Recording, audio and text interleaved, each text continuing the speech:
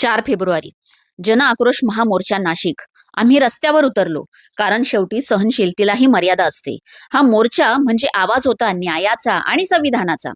Doctor Babasaheb आंबेडकरांच्या नावावर जो अवमान झाला तो फक्त एका व्यक्तीचा नव्हता, तो प्रत्येक त्या माणसाचा अपमान होता ज्याला संविधानाने मान दिला आहे.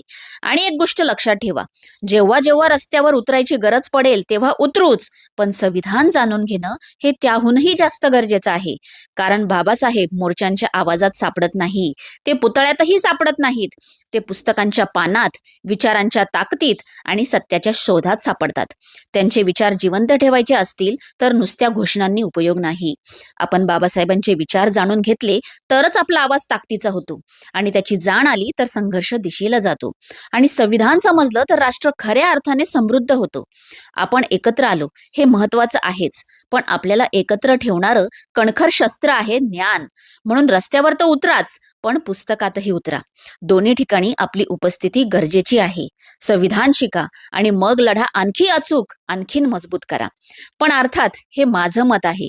तुम्हाला याबाबत काय वाटतं कमेंटमध्ये नक्की सांगा. आणि हो, लक्षात असू द्या, संविधानाची जाण, समृद्ध राष्ट्र निर्माण.